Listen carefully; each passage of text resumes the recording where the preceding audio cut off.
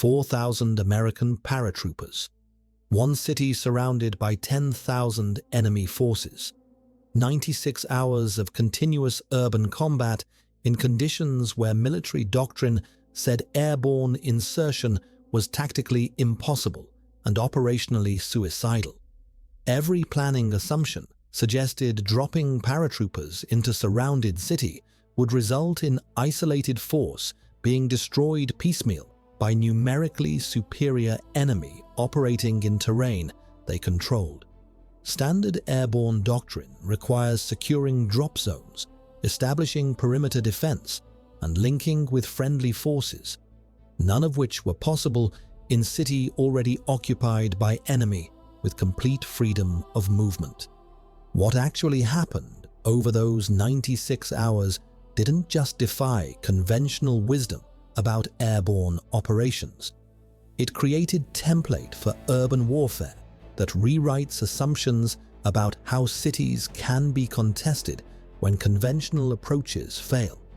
But the reason why 4,000 paratroopers survived and accomplished mission objectives against 10,000 enemy forces has nothing to do with superior training or equipment.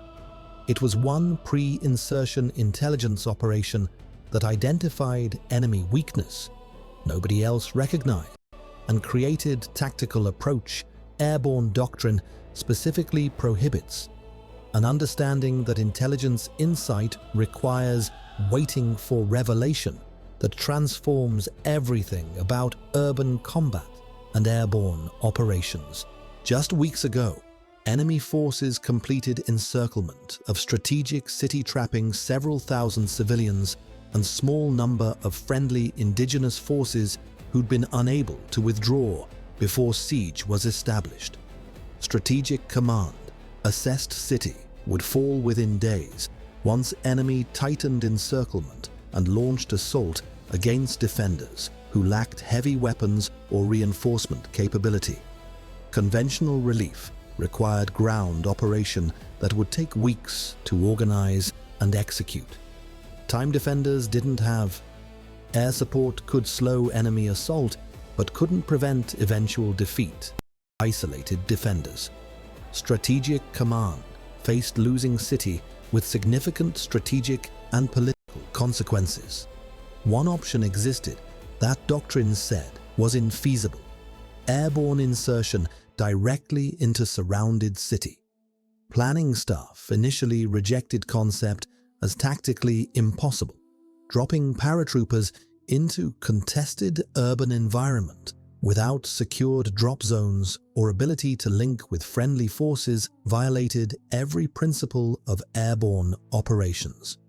But intelligence analysts identified vulnerability in enemy disposition that created narrow window where airborne insertion might succeed despite doctrinal objections.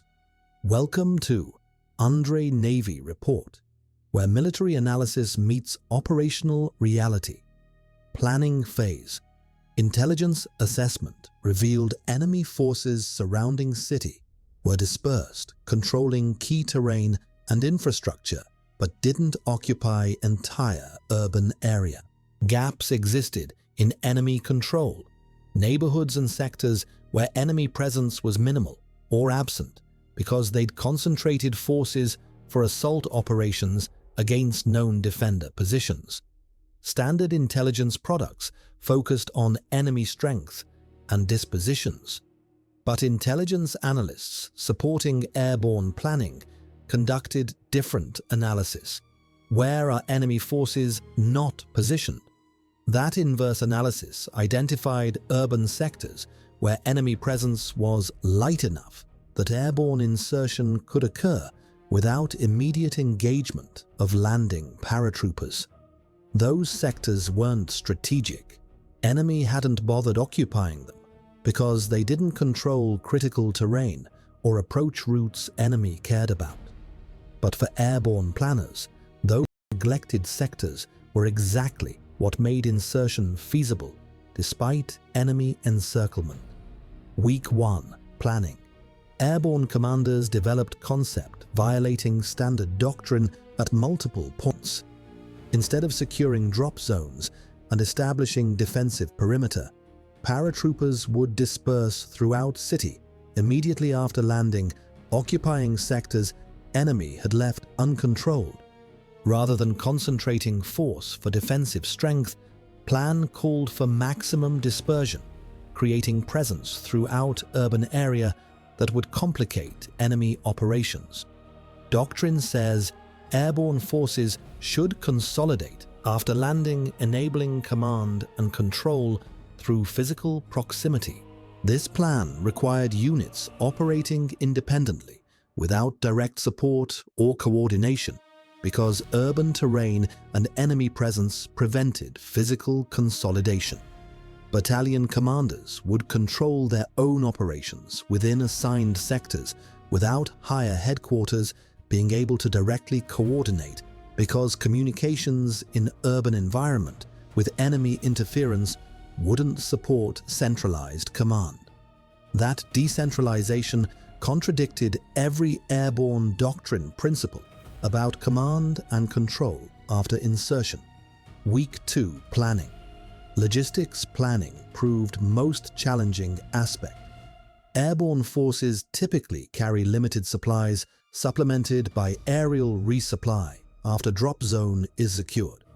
But this operation involved dropping into hostile urban environment where aerial resupply would be extremely difficult due to enemy air defenses and lack of secured landing zones. Solution was controversial. Each paratrooper would carry maximum possible ammunition and supplies, accepting reduced mobility and increased injury risk during landing. Units would operate with supplies they landed with until ground relief could reach city, estimated at minimum 72 hours, possibly 96. If relief took longer, isolated paratroopers would have to resupply from captured enemy equipment or scavenge from urban environment. That approach violated logistics doctrine requiring maintained supply lines. But planners assessed units could sustain operations for required duration with landed supplies if operations were conducted efficiently without wasteful expenditure. Hour 0. 4,000 paratroopers from 82nd Airborne Division launched from transport aircraft over city at night. Not traditional massed drop onto single drop zone. Dispersed insertion across dozen sectors throughout urban area simultaneously. Enemy forces detected aircraft but couldn't determine landing locations quickly enough to concentrate response. Paratroopers landed in sectors intelligence predicted would be lightly defended. Some units encountered immediate enemy contact, intelligence assessment wasn't perfect, and some sectors had more enemy presence than predicted. But majority of units landed without significant resistance and immediately dispersed into urban terrain rather than consolidating at landing sites. Within 2 hours of first paratroopers landing, American forces had established presence throughout city in sectors enemy hadn't been occupying or controlling. Hour 12. Enemy commanders recognized Americans had infiltrated city but couldn't determine full extent of airborne presence. Reports came from multiple sectors suggesting American forces were dispersed throughout urban area rather than concentrated in defendable positions. That dispersion confused enemy tactical planning because standard response to airborne insertion is to locate and destroy isolated paratrooper units before they can consolidate. But Americans weren't attempting to consolidate. They were maintaining dispersion, moving through urban terrain, and engaging enemy forces at times and places of American choosing rather than defending fixed positions where enemy could concentrate superior forces. Enemy units searching for Americans to engage found themselves being ambushed by paratroopers who positioned in buildings and alleys. Enemy forces transited, assuming they controlled those areas. Hour 24. First day complete. American forces had established control over significant urban terrain, not through traditional military occupation, but through presence that made enemy uncertain about which sectors were safe to move through. Enemy forces attempting to concentrate for assault against known defender positions found themselves engaged by American units they didn't know were present. That harassment prevented enemy from executing planned assault operations because they couldn't move forces without encountering Americans in unexpected locations. Tactically, Americans weren't defeating enemy through firepower or seizing key terrain. They were creating uncertainty that disrupted enemy operations by making every movement potentially contested. Enemy commanders lost confidence in their intelligence about city control because Americans kept appearing in sectors intelligence said were unoccupied. Hour 48. Midpoint of 96-hour operation. American forces had been isolated for 2 days without resupply, conducting continuous operations against numerically superior enemy. Ammunition expenditure was heavy, but within planning estimates, because paratroopers were conducting ambushes and raids rather than sustained firefights that consume ammunition rapidly. Enemy forces were frustrated and increasingly cautious about moving through urban terrain where Americans might be positioned. That caution slowed enemy operations, giving friendly indigenous forces breathing space they'd desperately needed. But American situation was precarious.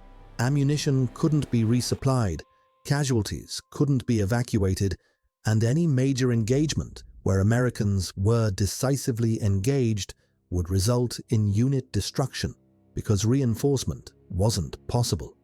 Paratroopers were operating on knife edge, where tactical success depended on maintaining initiative and avoiding decisive engagement they couldn't win.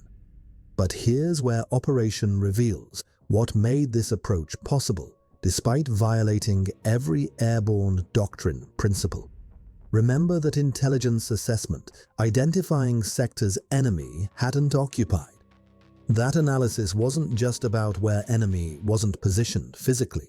It was understanding why enemy had made those disposition decisions. Enemy had concentrated forces for assault operations, ignoring sectors that didn't control strategic terrain or approach routes. That concentration was sound tactical decision when facing isolated defenders. Economy of force applied properly by enemy, who didn't need to control entire city to defeat defenders holding specific positions. But when Americans inserted dispersed throughout neglected sectors, enemy disposition that had been optimal became liability. Forces concentrated for assault were now exposed to harassment from sectors they'd assumed were irrelevant. Enemy had to either maintain assault operations, accepting harassment, or redeploy forces to clear sectors where Americans operated. Either choice imposed costs enemy planning hadn't anticipated. Americans had exploited not just physical gaps in enemy positions, but conceptual gap in enemy operational planning that didn't account for threat emerging from terrain enemy assessed as strategically irrelevant. Hour 60. Enemy commanders made decision to postpone assault operations and redirect forces to eliminate American presence throughout city. Standard tactical response when rear areas are threatened. Secure lines of communication before continuing offensive operations. But redeploying forces to hunt Americans dispersed throughout urban terrain meant fighting on American terms. Small paratrooper units positioned in buildings and defensive positions throughout city could engage enemy forces attempting to clear sectors with advantage of prepared positions and intimate knowledge of terrain from days of operation. Enemy forces attempting to concentrate for clearing operations, found themselves engaged from multiple directions by Americans who'd studied terrain and prepared positions optimized for defensive urban combat. Enemy numerical advantage was negated by terrain and by American tactical approach that avoided decisive engagement, instead conducting defense in depth across multiple urban sectors simultaneously. Hour 72. 3 days into operation. Ground relief forces were approaching city but hadn't broken through enemy encirclement yet.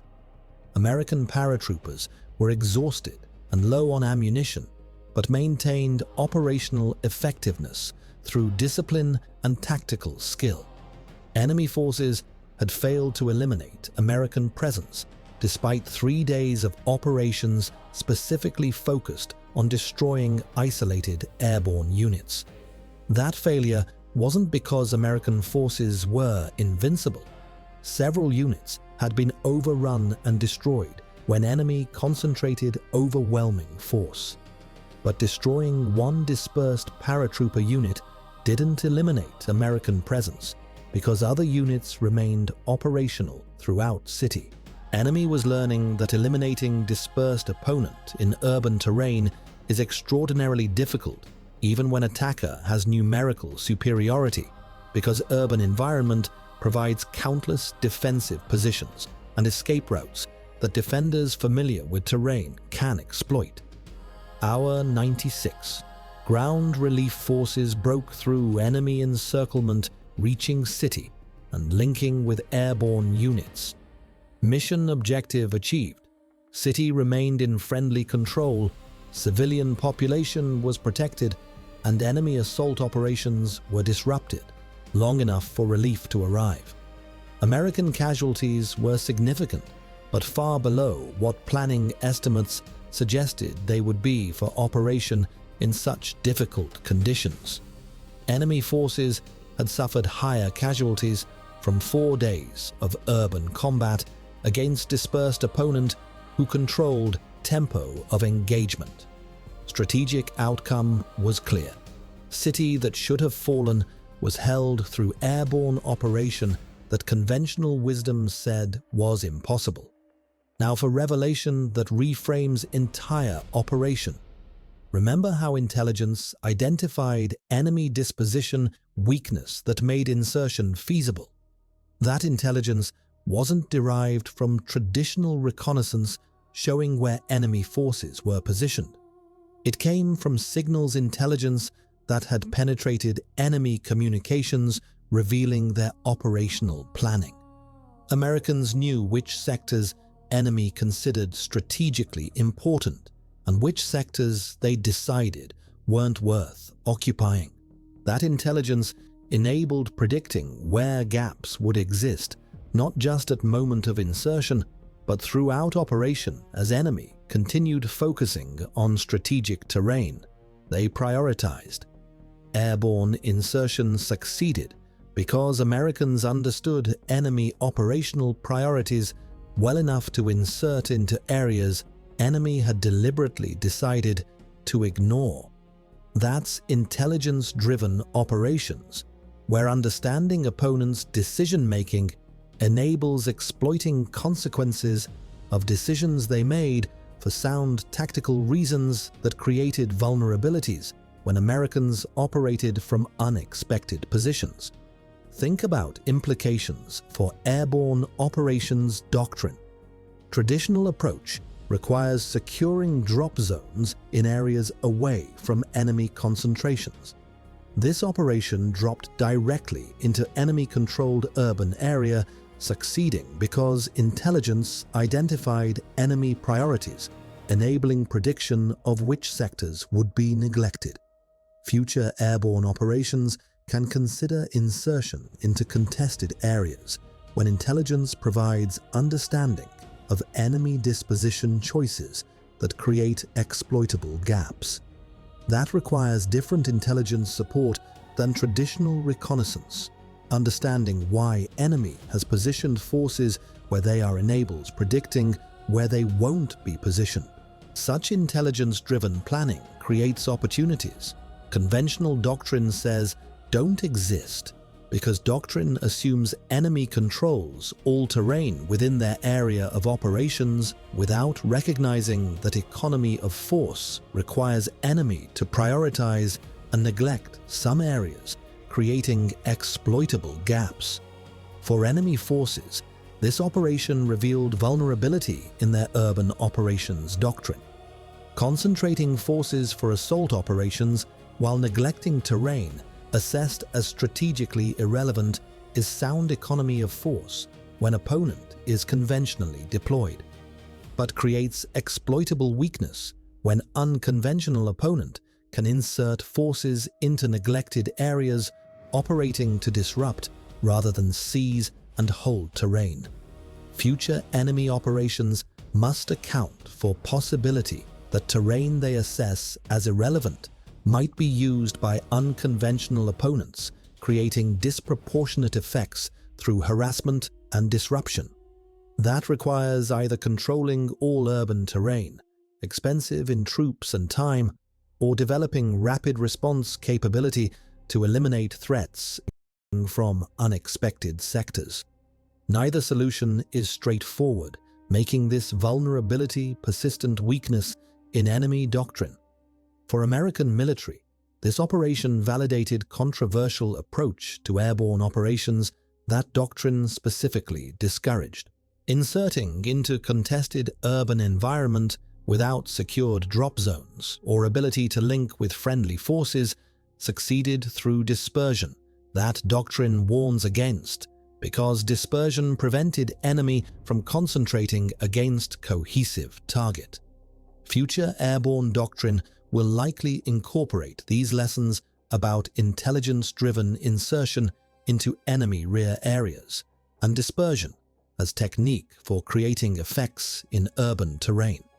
But such operations require extraordinary discipline, training, and intelligence support that not all airborne forces possess. 82nd Airborne succeeded because they had all those elements. Success doesn't mean technique is universally applicable, but demonstrates that conventional doctrine limitations can be overcome when intelligence and training enable approaches Doctrine considers infeasible.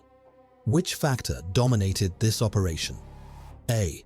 Superior American training and equipment. B.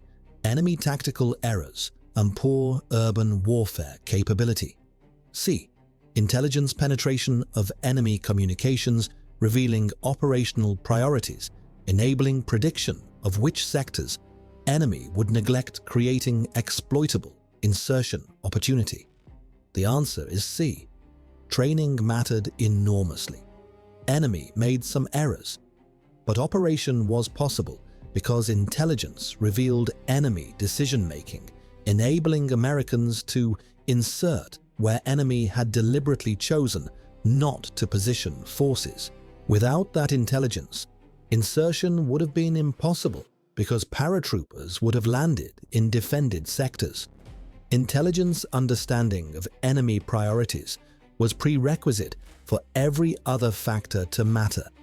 4,000 paratroopers held city against 10,000 enemy forces because they operated from positions enemy had assessed as irrelevant to their operations, creating asymmetric advantage through unconventional approach, intelligence made feasible.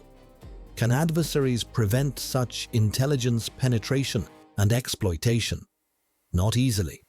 Signals intelligence capabilities modern militaries possess make complete communications security extremely difficult. Enemy had used encrypted communications, but encryption was compromised, or analysis of communications patterns revealed operational priorities even without reading specific messages. Defending against exploitation requires not just technical security, but also operational security about decision-making and priorities that intelligence analysis can reveal through various methods. Even without communications penetration, Intelligence analysts studying enemy force dispositions over time can deduce priorities and predict neglected areas. Only solution is controlling all terrain within operational area, impossible in urban environment with limited forces. American advantage demonstrated here persists because intelligence capabilities and analytical approaches required to identify such vulnerabilities are sophisticated capabilities most forces don't match. What does this mean for future urban operations? Airborne insertion into contested cities becomes viable when intelligence identifies enemy disposition weaknesses. Operations emphasizing dispersion and tempo control rather than terrain seizure can achieve effects conventional operations cannot. Urban environment provides countless positions where small dispersed units can operate effectively against numerically superior opponents who can't concentrate without creating vulnerabilities. Future doctrine must incorporate these lessons about intelligence-enabled, unconventional airborne operations and dispersion tactics in urban warfare. This operation proved concepts that Doctrine said were impossible, succeeding through intelligence exploitation and tactical innovation that rewrites assumptions about what airborne forces can accomplish in urban terrain. This operation demonstrated that airborne forces can conduct operations in conditions Doctrine says are infeasible when intelligence enables exploiting enemy vulnerabilities and tactics emphasize dispersion over concentration. 4,000 paratroopers dropping into surrounded city held it for 96 hours against 10,000 enemy forces through operating from sectors enemy had neglected creating tactical situation enemy couldn't resolve with available time and forces. Success came not through overwhelming capability, but through intelligence-driven, unconventional approach that exploited consequences of enemies' own tactical decisions about force allocation. Future urban warfare will increasingly involve such intelligence-enabled operations where understanding enemy decision-making creates opportunities conventional analysis says don't exist. Subscribe to AndreyNavyReport, where military analysis meets operational reality, where 4,000 paratroopers prove that